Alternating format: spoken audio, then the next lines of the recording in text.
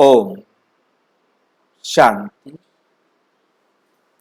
आज 28 मई 2022 आज की साकार मुरली रंगीन बड़े बड़े अक्षरों में पढ़ें, सुने और मंथन करें। आज की साकार मुरली का सार मीठा मीठा बाबा कहते, मीठे बच्चे तुम्हारा प्यार आत्मा से होना चाहिए। तुम्हारा प्यार आत्मा से होना चाहिए। चलते फिरते अभ्यास कर। प्यार किससे होना चाहिए? क्या मतलब इसका?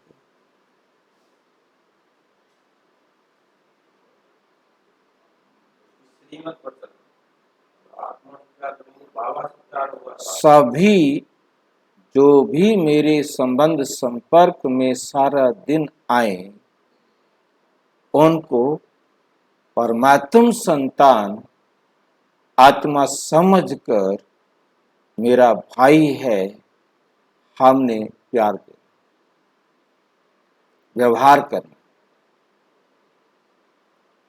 वो गाली दे, वो नुकसान करे, वो जो मर्जी करे,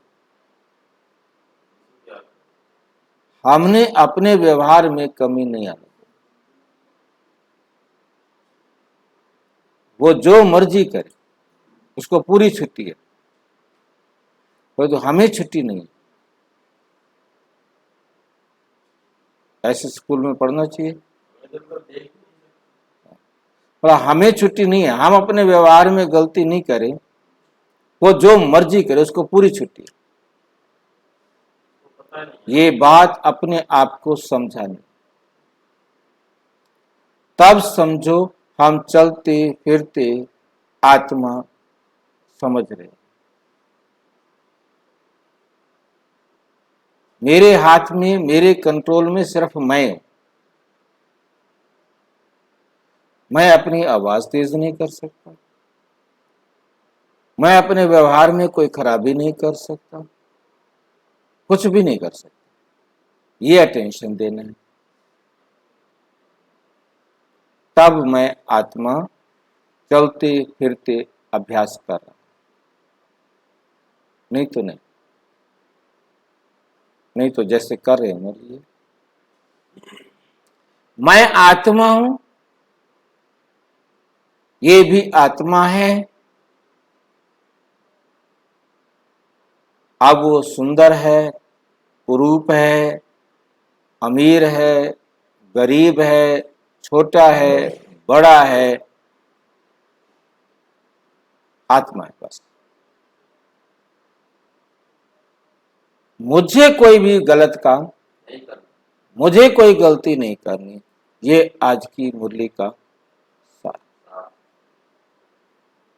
इतनी बात समझ में आ गई है और हम अपने आप को सारा दिन समझाकर अपने में परिवर्तन कर सकते हैं, तो मुरली समझ में, नहीं तो ओम शांति। प्रश्न, बाप द्वारा रचा हुआ यज्ञ जब तक चल रहा है, तब तक ब्राह्मणों को कौन सा फरमान जरूर पालन करना? ये यज्ञ परमपिता परमात्मा शिव ने आकर के रचा है। जब तक ये यज्ञ चल रहा है, 100 साल के लिए यज्ञ रचा जाता है। उस यज्ञ के दौरान हम बच्चों को, जो यज्ञ स्नेही हैं, यज्ञ रक्षक हैं, यज्ञ को कराने वाले हैं, उनको एक फरमान जरूर पालन करना। कौन सा फरमान है? जो ब्रह्मा वत्सों को जरूर अपने जीवन में पालन करना। बाप का फरमान है, बच्चे जब तक ये रुद्र यज्ञ चल रहा है, तब तक तुम्हें पवित्र जरूर रहना। पवित्र रहना माना मैं आत्मा हूं, बस मेरा एक बाबा है, बस ये आत्माएं मेरे बाबा के बच्चे, फिर मेरे भाई, वरना इन आत्माओं के साथ मेरा कोई रिश्ता नहीं, वरना इन आत्माओं के साथ मेरा कोई रिश्ता नहीं। ये है पवित्र, कोई रिश्ता नहीं। ये मेरे बाप के बच्चे हैं इसलिए भाई हैं, बस।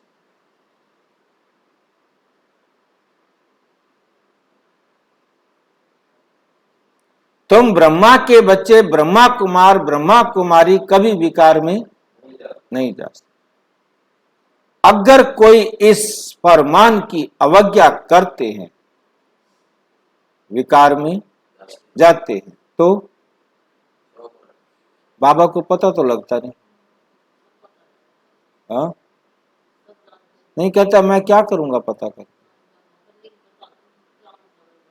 हाँ, तो मैं क्यों पता करूं कि ये गंदे हैं, विकार में जाते हैं, कहना नहीं मानते हैं। कहना नहीं मानेंगे, विकार में जाएंगे तो अपना बेड़ा गर्क करेंगे। खाए ना खाए, सुने या ना सुने बाबा की बात, सुधरे या ना सुधरे, बाबा को इससे कोई फर्क न। मत सुधरो,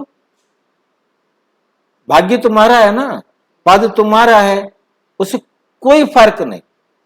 किसी भी प्रकार का बाबा को कोई असर। तो कड़े दंड के भागी क्यों, क्या बनेंगे, क्या बनेंगे? हिसाब किताब तो बराबर करना ही पड़ेगा। उतना एकाग्रचित होकर योग नहीं लगा सकेंगे, अपने जीवन को सुधार नहीं सकेंगे, श्रेष्ठ पद के अधिकारी नहीं बन सकेंगे। अपने आप ही लग गई ना। जितना पवित्र बनेगा, जितना व्यवहार कुशल बनेगा, जितना कार्मिक अकाउंट अच्छा बनाएगा, तभी बना सकता है जब वे पवित्र है। मत मानो, पवित्र नहीं है तो उसके पास धैर्यता नहीं आ सकती, सहनशीलता नहीं आ सकती, दिव्य गुण नहीं आ सकते, दिव्य गुणों से संपन्न नहीं बन सकते।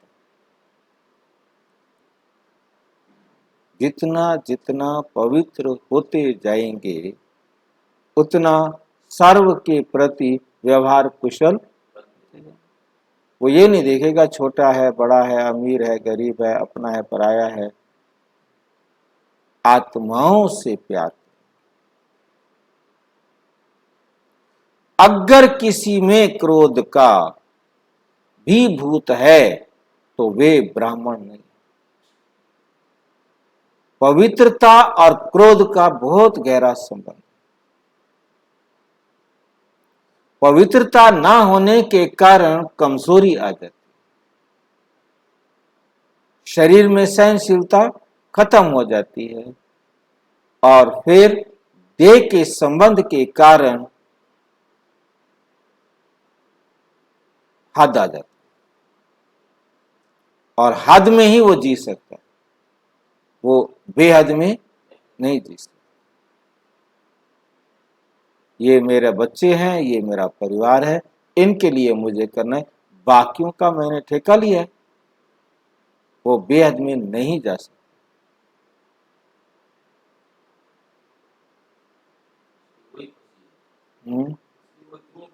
हाँ, ब्राह्मणों को देही अभिमानी रहना है।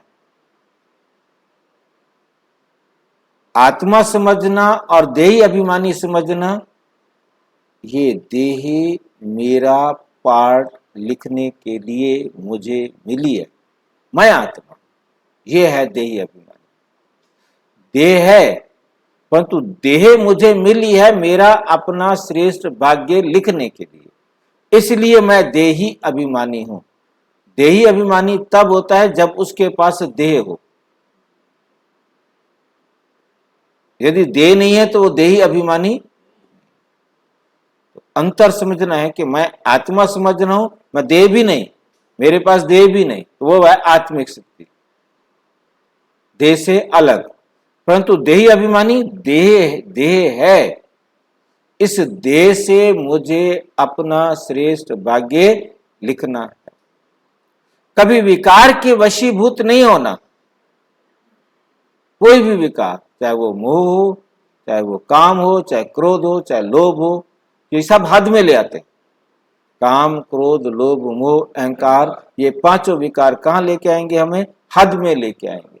हद में है तो ये पांचों में से कोई ना कोई है, और कोई ना कोई है तो समझ लो कि मैं अभी हद में हूं। बेहद के बाप का बच्चा बेहद में अभी नहीं गया। गीत। ओ दूर के मुसाफिर हमको भी साथ ले ले, हम रह गए। कौन कहेंगे? कौन कहेंगे? अंत समय में एकदम गाने का टाइम नहीं होगा, रहेगा कोई भी नहीं, परंतु उनको लगेगा कि माँ भी गई, बाप भी गया, बच्चे भी गए, दुनिया गई, समान गया, समाज गया, सब कुछ गया। शरीर को समझता था ये संभाल के रखूं, ये भी मिसाइल ने, बम ने चला के इस शरीर का भी सत्यानाश कर दिया। अब के बस, परंतु अभी सारी दुनिया गा रही है क्योंकि सब अकेले हो गए। उनको कोई भी परिवार से, संसार से कोई भी लाभ नहीं मिल रहा, प्यार नहीं मिल रहा। ओ दूर के मुसाफिर हमको भी साथ। ओम शांति। दूर के मुसाफिर को तुम ब्राह्मणों के बिगर कोई भी मनुष्य मात्र जानता है। कमाल की बात यह है। बुलाते हैं, हे परम धाम में निवास करने वाले परम पिता परमात्मा आओ।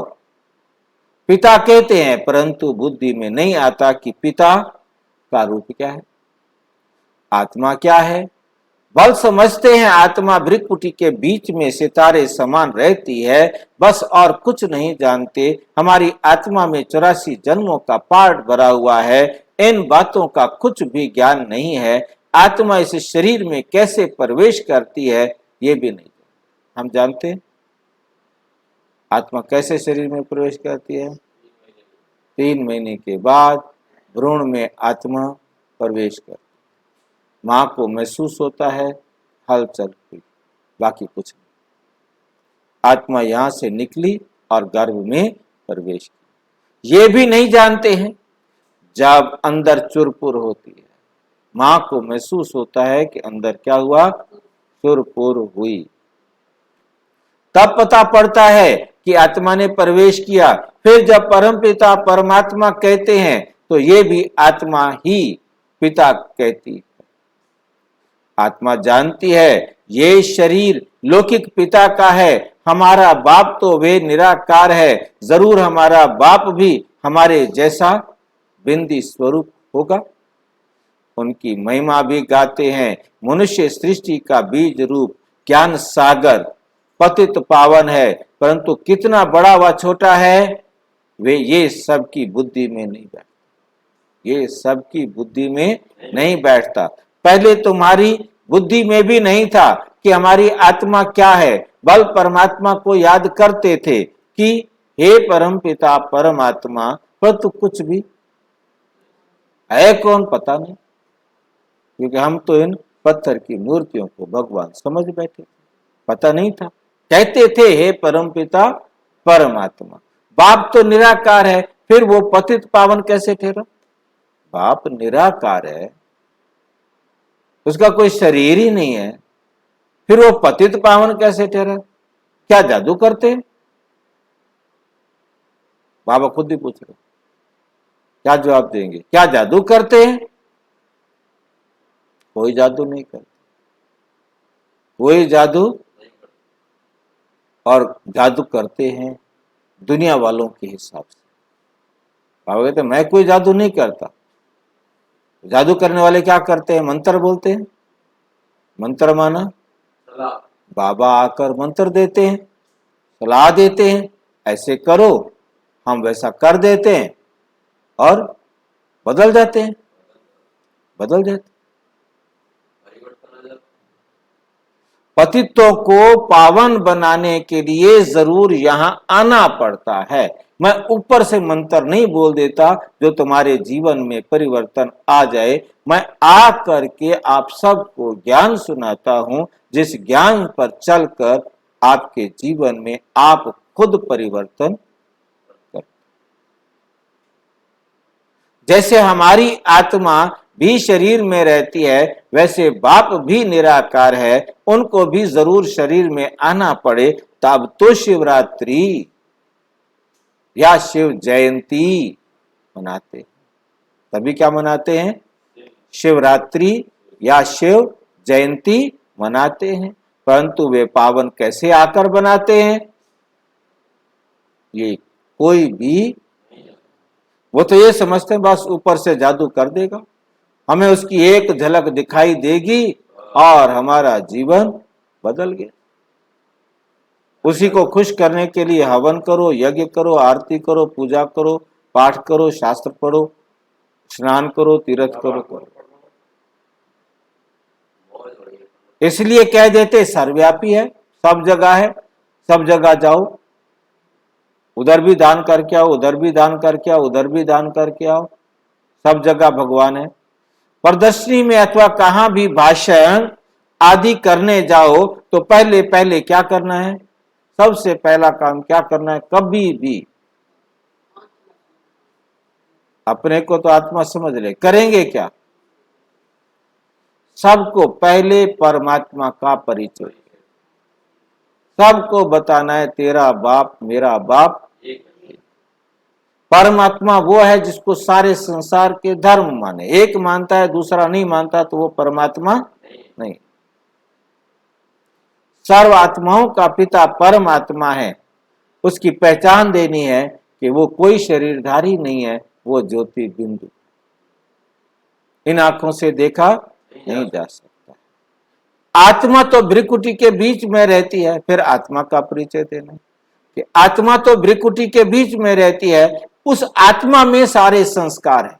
मन बुद्धि संस्कार आत्मा में है। शरीर तो खलास हो जाता है, जो कुछ करती है वो आत्मा ही करती है। शरीर के आर्गन्स आत्मा के आधार पर ही चलते हैं। आत्मा रात को अशरीरी हो जाती है।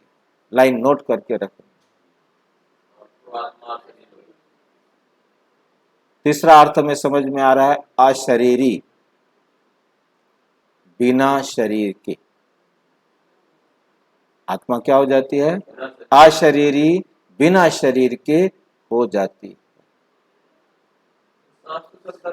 अशरीरी का मतलब क्या समझ में आया? कि शरीर से अलग हो जाता। रात को शरीर को न्यूट्रल में छोड़ा और अलग, खत्म।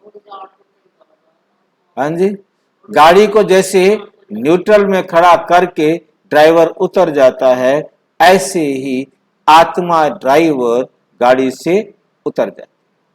यह है आशरीर। अंतर आज सारे स्पष्ट कर रहे हैं बाबा। पहला बताया आत्मा, दूसरा बताया देही अभिमानी, तीसरा बताया अशरीर। आत्मा ही कहती है आज मैंने आराम बहुत अच्छा, मजा आ गया, नींद ऐसे आई बढ़िया।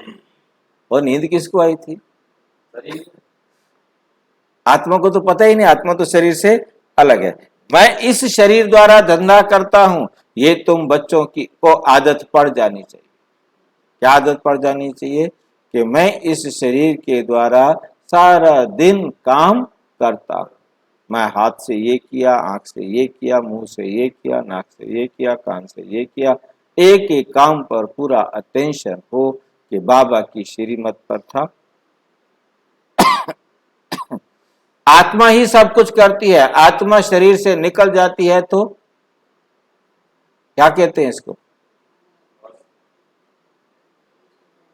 आत्मा शरीर से निकल जाती है तो क्या कहते हैं? मुर्दा है ये, मिट्टी है ये, उठाओ इसको शमशान में ले चलो। अब ये कुछ ना लगता हमारा घर में बीमारी फैलाएगा, उठाओ इसको बाहर निकाल, बस कोई काम का नहीं रहता। आत्मा निकलने से शरीर में तुरंत बदबू शुरू, बांस शुरू।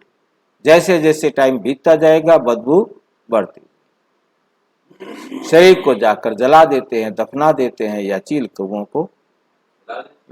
हर एक धर्म की अपनी अपनी रीति अनुसार शरीर खत्म।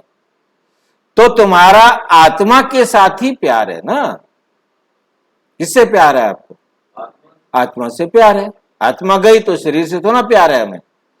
तुम बच्चों को यह शुद्ध अभिमान होना चाहिए कि मैं आत्मा हूं, पूरा आत्म अभिमानी बनना है। मेहनत सारी इसमें ही है। मुझ आत्मा को इन आर्गन्स द्वारा कोई भी बुरा काम जिससे किसी को या मुझे भी दुख ना पहुंचे और किसी भी आत्मा को भी दुख पहुंचा तो सजा खानी पड़ेगी। चाहे खुद दुखी हुए चाहे किसी को दुख दिया, सजा खानी पड़ेगी। भोगना तब भोगी जाती है, भोगना तब भोगी जाती है जब आत्मा को शरीर है। बिना शरीर के आत्मा कोई भोगना नहीं भोग सकता।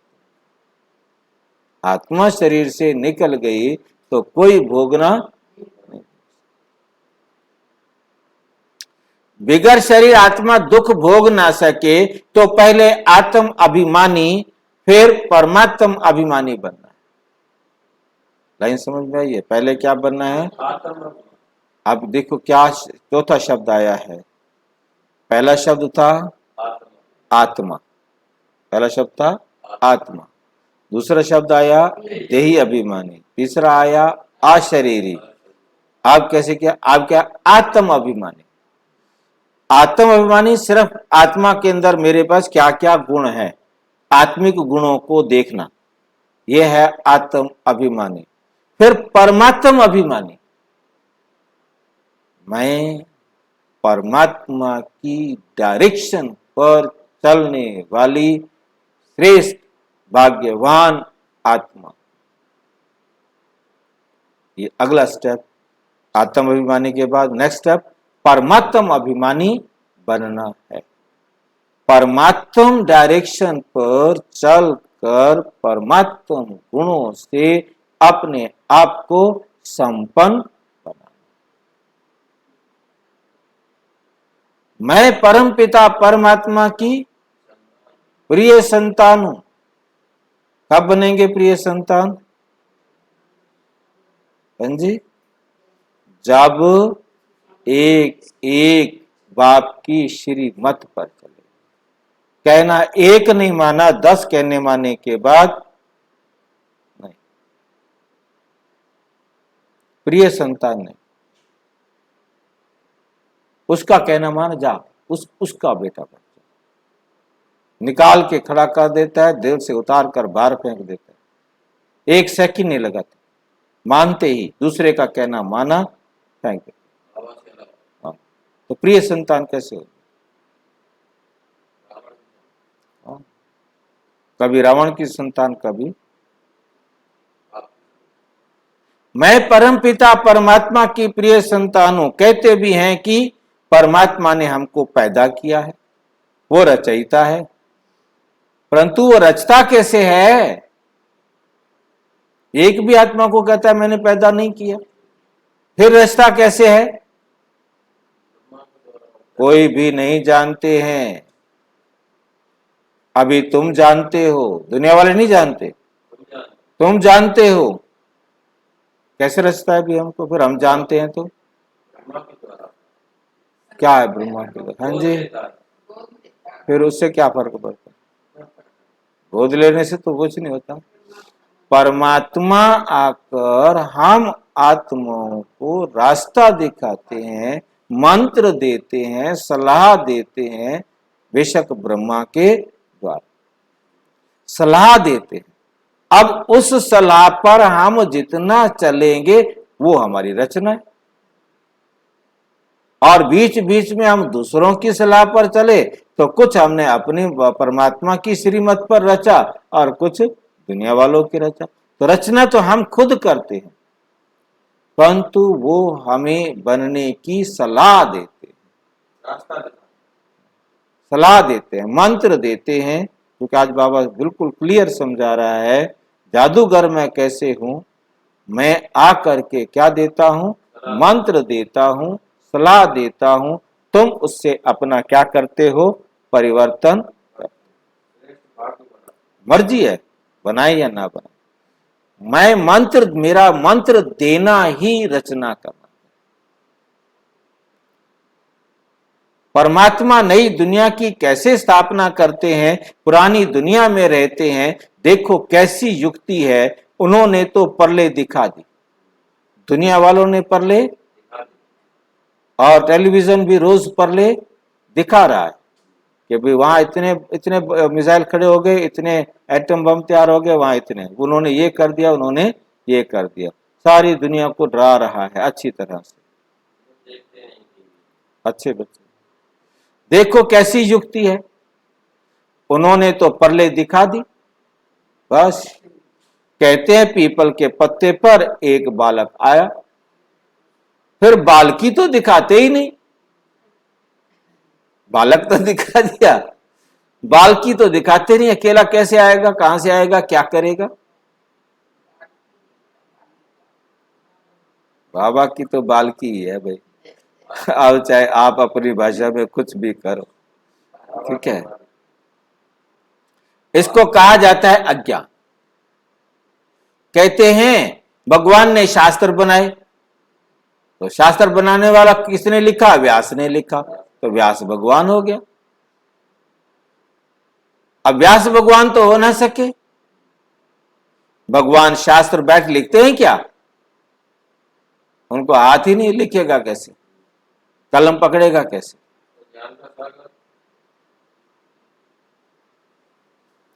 उनके लिए तो गाया हुआ है, वे सब शास्त्रों का सार समझाते हैं, सब शास्त्रों का। बाकी इन वेद शास्त्र पढ़ने से कोई का कल्याण नहीं हो सकता। समझो ब्रह्म ज्ञानी है कोई,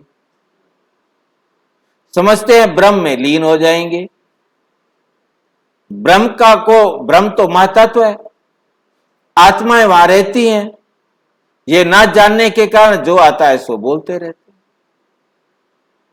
ब्रह्म तो तत्व है, जहां हम आत्माएं रहती हैं, वो भी ज्योति, वो भी क्या है, और कितना बड़ा है, ज्योति बिंदु, ज्योति बिंदु।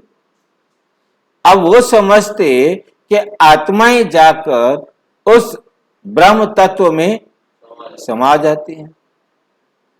अब एक एक आत्मा जीरो, दूसरी आत्मा भी जीरो, दोनों जमा हो गए तो वजन क्या हुआ, साइज क्या हुआ, रूप क्या हुआ, जीरो। अब क्या वो एक दूसरे में घुस गए, नहीं घुस सकते, उनको स्थान की जरूरत नहीं है, परंतु हैं दोनों साथ साथ, एक दूसरे में नहीं, ये याद रखना। चाहे करोड़ों आत्माएं, उनका साइज जीरो, वजन जीरो, रूप जीरो, ब्रह्मांड इसी को कहते हैं। परंतु सभी आत्माएं एक साथ रहती हैं, परंतु एक दूसरे को छूती तक नहीं।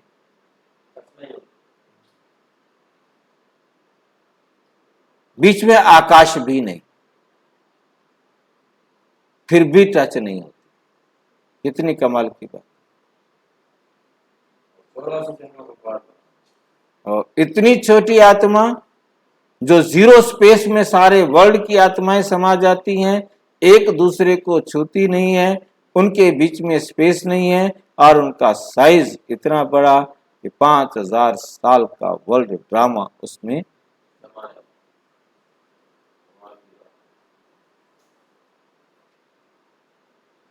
ये ना जानने के कारण जो आता है सो बोलते रहते।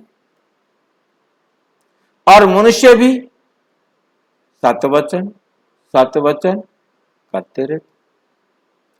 बहुत ही हठ योग प्राणायाम आदि करते हैं, तुम तो कर भी ना सको। इतने कठिन शरीर को मोड़ते तोड़ते हैं, सांस को जबरदस्ती रोकना, ज्यादा से ज्यादा लंबे से लंबे समय तक कर लो। सुधर थोड़ा गए, सुधरे थोड़ा। तुम नाजुक कन्याओं माताओं को क्या तकलीफ दूंगा? भाई कुमारियां, हम सारे सारे बुढ़े बाढ़े कुमार कुमारियां, इनको शरीर को कष्ट देने की जरूरत है?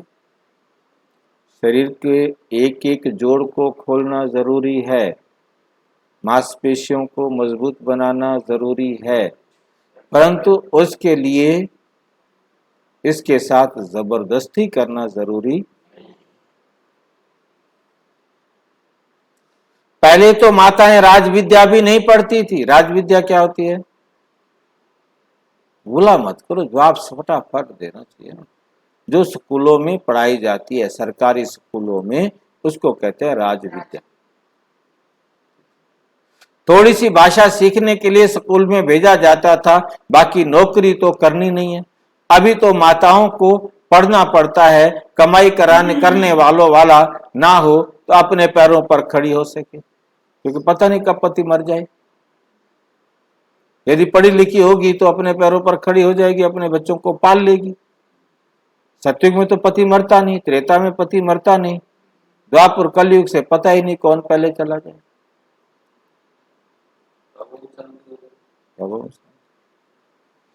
पीछे से कैसे चलेगा काम? पढ़ी लिखी होगी तो अपना जीवन चला लेगी, अनपढ़ होगी तो बच्चों की मोहताज रहेगी। कोई उसको खिला दे तो खिला दे, ना खिलावे वो पार्ट है उसका ना। नहीं तो कायदे अनुसार बच्चियों को घर का काम सिखाया जाता है। अब तो बैरिस्ट्री डॉक्टरी आदि सभी सीखती रहती हैं। यहाँ तो तुमको और कुछ करना नहीं है, सिर्फ पहले पहले कोई को भी बाप का परिचय देना है। निराकार को तो सभी शिव बाबा कहते हैं, परंतु उनका रूप क्या है कोई भी जानते नहीं है। ब्रह्म तो तत्व है, जैसे ये आकाश कितना बड़ा है, अंत नहीं पा सकते, वैसे ब्रह्म तत्व का भी अंत नहीं पा सकते। उनके अंश मात्र में हम आत्माएं रहती हैं। ब्रह्म तत्व के अंश मात्र में हम आत्माएं रहती हैं।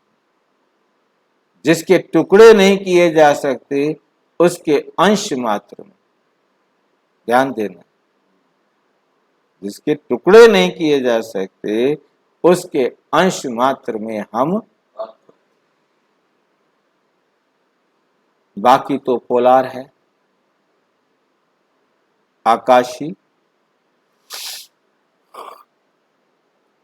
आकाशी आकाश है। सागर भी अथाह है, चलते जाओ। पोलार का भी अंत नहीं, आकाश में जितनी दूर चले जाओ चले जाओ चले जाओ चले जाओ। समुद्र में भी जहां मर्जी चले जाओ चले जाओ चले जाओ।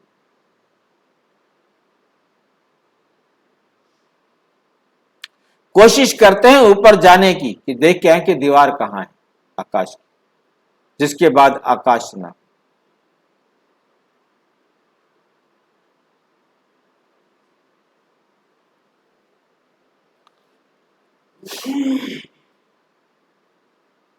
परंतु जाते जाते उनका सामान खत्म हो जाता है, पेट्रोल खत्म हो जाता है। कहां तक जाएंगे? वापस भी नहीं आ सकते।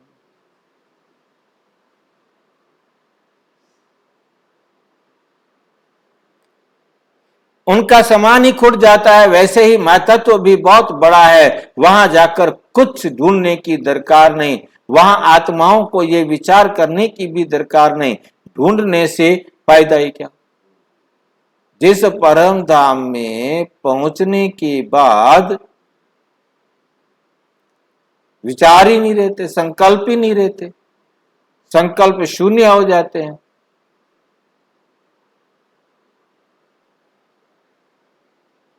वहां जाने का फायदा ही क्या होगा? समझो स्टार्स में जाकर दुनिया ढूंढते हैं, परंतु फायदा क्या है? वहां कोई बाप को पाने का रास्ता नहीं। भक्त भक्ति करते हैं भगवान को पाने के लिए, तो उनको भगवान मिलता है, वे मुक्ति जीवन मुक्ति देते हैं। ढूंढना भगवान को होता है, ना कि पोलार को।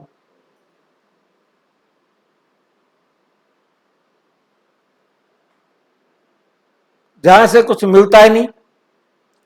कितना गवर्नमेंट का खर्चा होता है, ये भी ऑलमाइटी गवर्नमेंट है। पांडव और कौरवों को ताज नहीं दिखाते हैं, बाप आकर तुमको सब बातें समझाते हैं। जबकि तुम इतना सब नॉलेज पाते हो तो तुमको बहुत खुश रहना चाहिए। तो हमको पढ़ाने वाला बेहद का बाप है। तुम्हारी आत्मा कहती है कि हम पहले सो देवी देवता थे, बहुत सुखी थे, पुण्य आत्मा थे। इस समय क्या बन गए? पाप आत्मा बन पड़े। क्योंकि ये रावण राज्य है, ये रावण की मत पर है। तुम हो ईश्वरीय मत पर।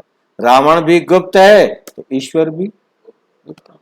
अभी ईश्वर तुमको मत दे रहे हैं। रावण कैसे मत देते हैं? रावण को कोई रूप तो है नहीं, ये तो रूप धरते हैं। रावण के तो सभी रूप हैं। जानते हैं हमारी आत्मा में 5 विकार हैं। हम आसुरी मत पर चल रहे हैं, मेल फीमेल दोनों में 5 विकार। चाहे मेल हो, दोनों में 5 विकार हैं।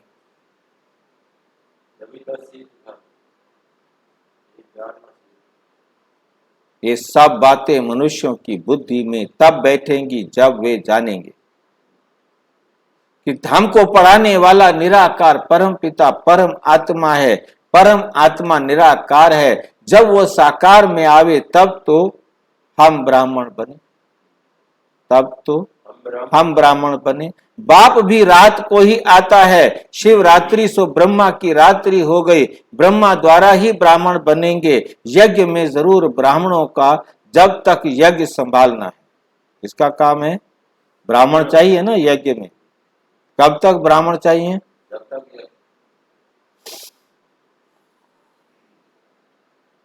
तब तक पवित्र भी रहना है, तब ब्राह्मण हो। पवित्र नहीं रहे तो फिर ब्राह्मण नहीं, शूद्र बन गए। जिस्मानी ब्राह्मण भी जब यज्ञ रचते हैं तो विकार में नहीं जाते, बल हैं विकारी। परंतु जितना समय तक यज्ञ रचेंगे तो विकार में। ये जो कलेवा बांधा जाता है ना, धागा बांधा जाता है, जिसको कहते हैं राखी बांधना, ये बांधा ही इसलिए जाता है कि जब तक यज्ञ चलेगा तब तक पवित्र रहेंगे।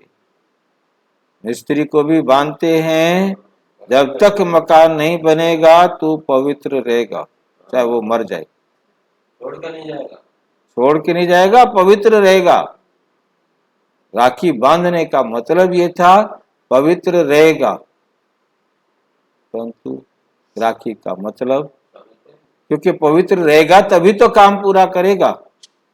विकार में जाएगा तो क्या काम करेगा वो? परंतु यज्ञ रचने समय विकार में नहीं जाएंगे। जैसे तीर्थों पर जाते हैं तो भी राखी बंधवा के जाते हैं।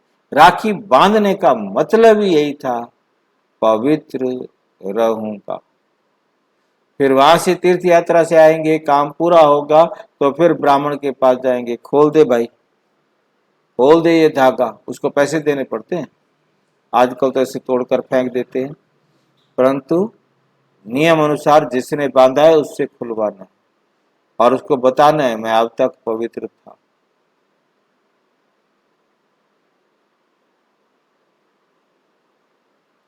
तो जब तक तीर्थों पर रहते हैं तो विकार में नहीं जाते।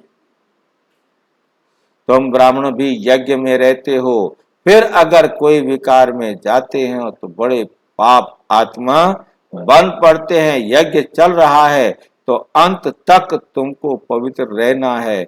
शिव ब्रह्मा के बच्चे तुम आपस में कौन हो? ब्रह्मा कुमार और ब्रह्मा कुमार।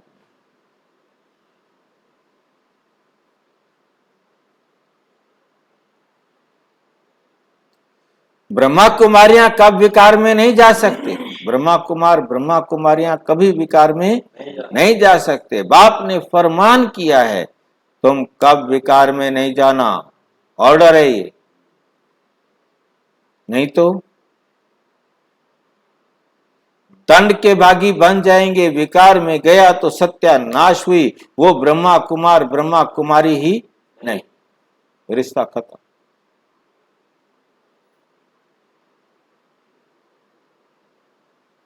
परंतु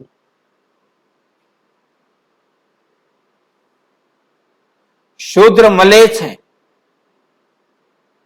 बाबा हमेशा पूछते हैं तुमने पवित्र रहने की प्रतिज्ञा की थी, अगर बाप से प्रतिज्ञा कर ब्राह्मण बन फिर विकार में गए तो क्या सजा मिलेगी? सतयुग में क्या बनेंगे? मुर्दा चलाने वाले चांडाल।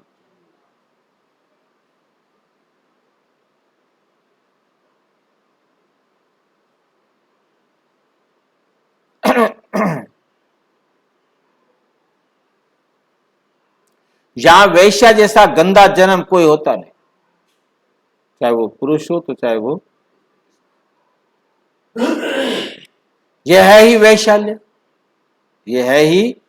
दोनों एक दो को विष पिलाते हैं। बाबा कहते माया बल कितना भी संकल्प लावे परंतु नंगन नहीं होना है। कोई तो जबरदस्ती भी नंगन करते हैं। बच्चियों को ताकत कम रहती है। पवित्रता के साथ चलन भी बहुत अच्छी चाहिए। चलन खराब है तो वे भी काम के नहीं। लौकिक माँ बाप में विकार है तो बच्चे भी विकार सीखते। तुमको पारलौकिक बाप तो ये शिक्षा नहीं देता। तुम्हें जो पारलौकिक बाप मिला है वो तो समझा रहा है कि ये नहीं करना।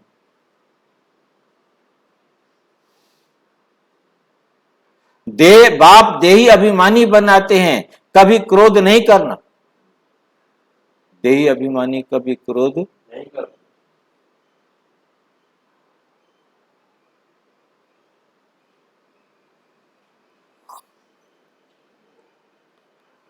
उसी समय तुम ब्राह्मण नहीं चंडाल हो, उसी समय। क्यों कहते हैं ना ये चंडाल है? क्योंकि क्रोधी है। क्रोधी को क्या कहते हैं? चंडाल।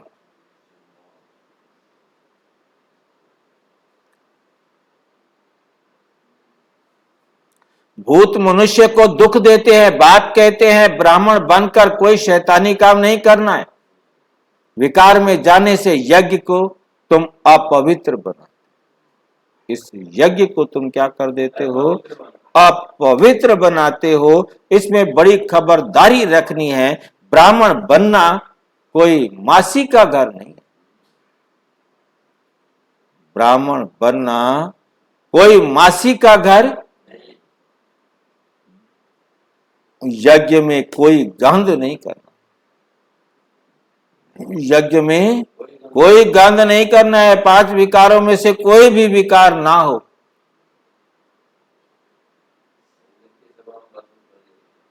ऐसे नहीं क्रोध किया तो हर्जा नहीं, लोभ किया तो हर्जा नहीं। ये सब भूत है। भूत आया तो तुम ब्राह्मण नहीं हो। सीधा सर्टिफिकेट, ब्राह्मण नहीं हो समझा दो, अपने आप को सर्टिफिकेट दे दो।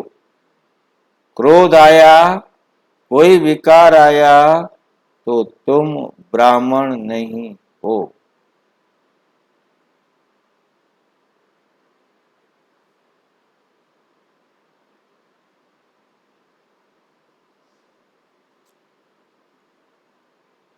कोई कहे ये तो मंजिल बहुत ऊंची है, नहीं चल सकते हो, तो जाओ, गंदे बनो, छुट्टी है तुम्हें। इस ज्ञान में तो सदा पवित्र हर्षित रहना, नहीं रह सकते हो तो जाओ। पतित पावन बाप का बच्चा बनकर बाप को मदद देनी है, कोई भी विकार नहीं होना चाहिए। कोई तो आते ही फट से विकारों को छोड़ देते हैं। समझना चाहिए हम रुद्र ज्ञान यज्ञ का ब्राह्मण हूं, हमारे से ऐसा कोई काम नहीं होना चाहिए जो दिल खाती रहे। दिल रूपी दर्पण में देखना है कि हम लायक हैं, हम इस काम के करने के लायक हैं। भारत को पवित्र बनाने के लिए कि हम निमित्त है तो योग भी जरूर रहना चाहिए। सन्यासी लोग सिर्फ पवित्र बनते हैं, बाप को तो जानते ही नहीं। हठ योग आदि बहुत करते हैं, पाते कुछ भी नहीं। तुम जानते हो बाप आए हैं क्या करने के लिए?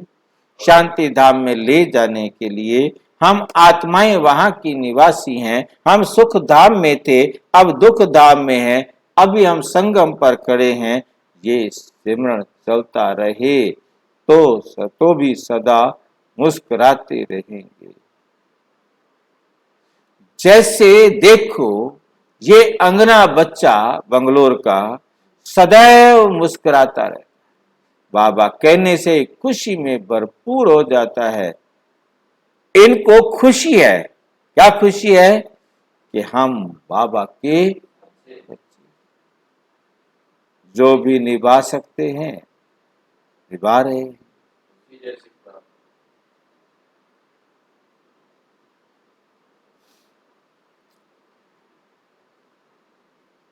जो भी मिले उनको ज्ञान देते। हाँ, कोई हंसी भी उड़ाएंगे आपकी, क्यों उड़ाएंगे? मैंने हंसी उड़ाई थी, वो कैसे हंसी उड़ाए?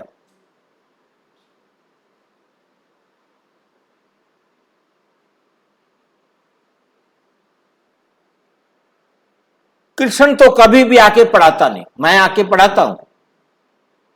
कृष्ण तो कभी भी आकर पढ़ाता ही नहीं, खुद पढ़ता रहता है। काफी है इतना? अच्छा,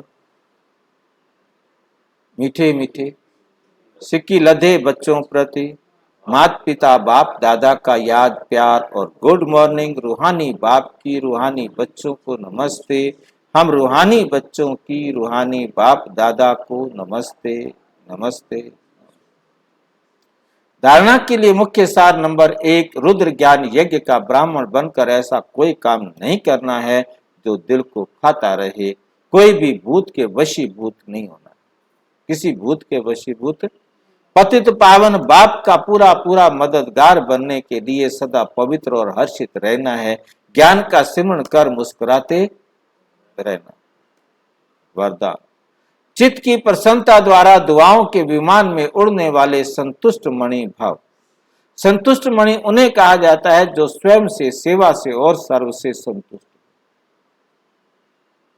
स्वयं से, सर्व से और सेवा से संतुष्ट।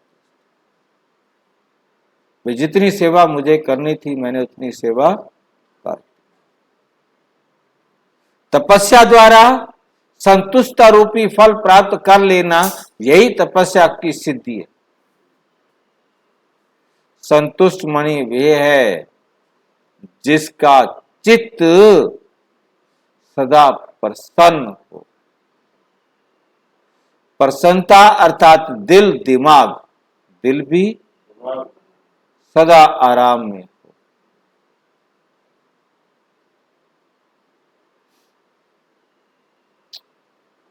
सदा आराम सुख चैन की स्थिति में हो। ऐसे संतुष्ट मणियां स्वयं को सर्व की दुआओं के विमान में उड़ता हुआ अनुभव करेंगी। स्लोगन, सच्चे दिल से दाता, दूसरा विधाता, तीसरा वरदाता को राजी करने वाले ही रूहानी मौज में रहने वाले।